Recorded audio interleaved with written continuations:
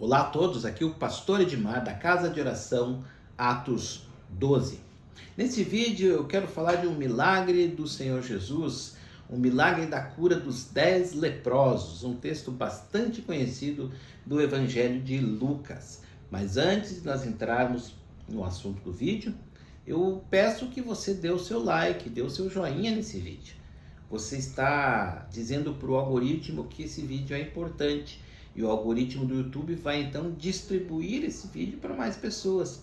Nós estamos partilhando o pão com mais pessoas. Então dê o seu like, dê o seu joinha, compartilhe esse vídeo, se inscreva no canal. Tudo isso facilita com que os vídeos sejam distribuídos. São vídeos em que nós falamos da palavra de Deus, nós falamos da graça do Senhor Jesus, nós falamos da salvação em Cristo. E é isso que aconteceu nesta passagem. O texto do livro de Lucas, no capítulo 17, versículo 11, diz assim: Dirigindo-se a Jerusalém, Jesus chegou à fronteira entre a Galiléia e a Samaria. Ao entrar num povoado dali, 10 leprosos, mantendo certa distância, clamaram: Jesus, mestre, tenha misericórdia de nós. Ele olhou para eles e disse: vão e apresentem-se aos sacerdotes. E enquanto eles iam, foram curados da lepra. Um deles, ao ver-se curado, voltou a Jesus, louvando a Deus em alta voz. Lançou-se aos seus pés, agradecendo-lhe pelo que havia feito. Esse homem era samaritano. Jesus perguntou: não curei 10 homens? Onde estão os outros 9? Ninguém voltou para dar glória a Deus, exceto este estrangeiro? E disse ao homem: levante-se e vá, a sua fé o curou. Esse texto traz várias nuances para que a gente possa entender muitos princípios que se passaram aqui. A primeira coisa diz que Jesus estava indo para Jerusalém e ele estava na fronteira de Samaria, entre Galiléia e Samaria. E nessa fronteira de Galiléia e Samaria, Jesus estava mais ou menos uns 120 quilômetros de Jerusalém. Era bem longe para os padrões da época. Jesus teria uma viagem longa de vários e vários dias ainda até chegar até lá. E nessa região de divisa ali, estavam ali esses 10 leprosos. Quem eram esses 10 leprosos? Era ali uma comunidade de leprosos que ficava naquela região ali de fronteira entre Galiléia e Samaria. Nós sabemos que Galiléia era um centro de viajantes, de comerciantes. Também pegava ali muitas pessoas que passavam ali, que eram samaritanos, ficava nessa interseção, ficava longe das cidades, ficava ali no meio das pessoas que poderiam trazer ali ajuda para eles. Esses homens dependiam de ajuda das pessoas. Esses homens não tinham nada. Eles dependiam de mendicância, eles dependiam de que as pessoas levassem alimentos para eles, fizessem doações para eles. Eles estavam longe de centros urbanos, eles estavam longe das suas famílias. E essa era a condição de um leproso, amados. Naquele tempo a lepra não tinha cura. A lepra era altamente contagiosa. Então a própria lei religiosa definia que uma pessoa, ao ser diagnosticada por lepra por um sacerdote, ela tinha que ser excluída do seu convívio. Ela era excluída do seu trabalho, ela era excluída das suas amizades, do seu convívio social, da sua comunidade religiosa, ela era excluída também da sua família. Ela tinha que deixar a sua casa e ir se afastar para fora da cidade, viver longe das pessoas. Era praticamente uma sentença de morte em vida. As pessoas precisavam viver longe dos outros. Era essa comunidade de leprosos. Existiam ali essas 10 pessoas que provavelmente viviam em comunidade de leprosos que dependiam da mendicância das pessoas. Essas pessoas já não eram mais os pais, os filhos, os trabalhadores, eles já não tinham nenhum tipo de identidade social, eles eram leprosos. Isso definia quem eles eram, leprosos. E interessante que um leproso, ele não podia se aproximar de uma pessoa saudável a pelo menos 2 metros. Ele tinha que guardar pelo menos 2 metros de distância de uma pessoa, pela lei. Só que em ambientes abertos onde ventava, a distância a ser guardada era 45 metros. E o texto fala que eles ficaram a certa distância de Jesus, eles não se aproximaram. E quando um leproso via alguém se aproximar deles, para ele avisar que era leproso, ele tinha por obrigação gritar imundo.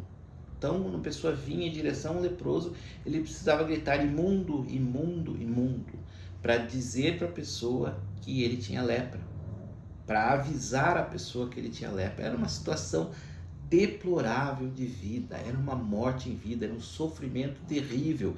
Esses homens estavam nessa condição, leprosos, estavam mortos em vida. Mas quando eles veem Jesus, eles não gritam imundo, eles gritam misericórdia.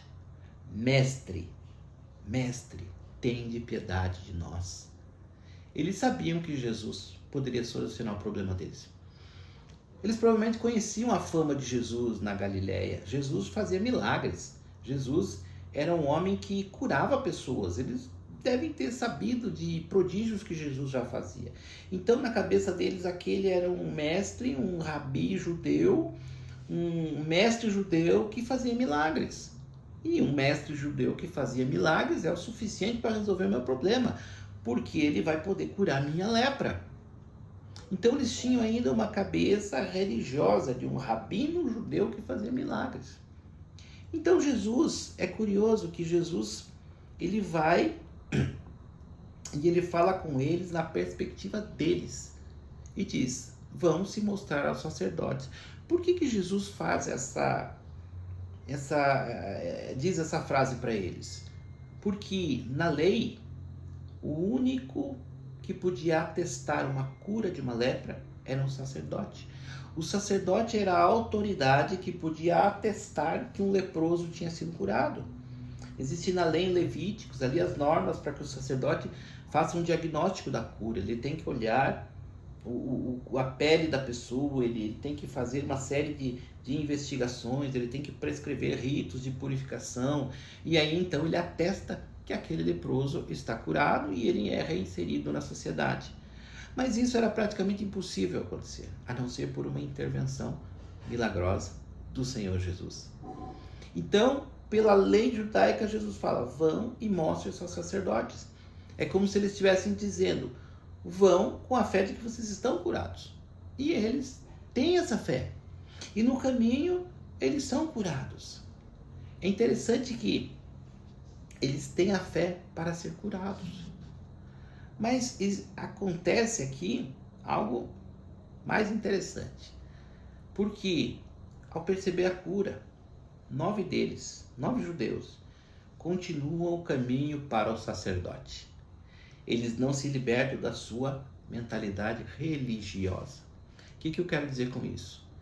Muitas pessoas podem ter fé para uma cura, podem ter fé que Jesus ele resolve o seu problema, podem ter fé que Jesus organiza a sua vida e por graça e misericórdia, Jesus entra na vida das pessoas e organiza uma situação familiar caótica, organiza uma situação financeira caótica, organiza um relacionamento errado que a pessoa teve, organiza ali a saúde, a pessoa recebe uma cura. Jesus intervém e concede milagre, concede graça, concede favor, porque Ele é misericordioso. Mas muitas vezes as pessoas que recebem o milagre de Jesus, elas não mudam a vida, elas não têm um encontro real com Ele, elas não se tornam filhos de Deus, filhos do reino. O milagre pode não transformar a vida de uma pessoa, mas teve um deles, um dos 10, que teve uma atitude totalmente diferente. A caminho do seu sacerdote, ele percebe que está curado. E ele, ao invés de ir ao sacerdote, ele pensa, a fonte da minha cura foi aquele homem. Aquele homem é diferente. Aquele homem não é simplesmente um ser humano. eu preciso voltar a Ele, eu preciso me render a Ele. E aqui fala no texto em que ele voltou, ele se prostrou aos pés de Jesus e ele agradeceu. Essa atitude de se prostrar aos pés de Jesus e agradecer é uma atitude de adoração. Nem judeus e nem samaritanos adoravam pessoas. A lei judaica, a lei samaritana, ela não permitia que se adorassem pessoas. A adoração era somente a Deus. Então, quando aquele homem adora Jesus, ele se prostra aos pés de Jesus, ele está reconhecendo que Jesus é o Filho de Deus, o Filho do Deus vivo. Então, diferente daqueles 9, aquele homem, aquele samaritano, ele tem um encontro real com quem Jesus é, e ele rende a sua vida à pessoa de Jesus, o Filho de Deus.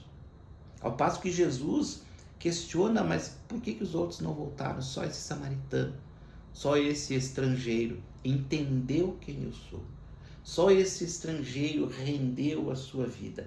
E aí ele fala uma frase para esse samaritano: vá em paz, a tua fé te salvou.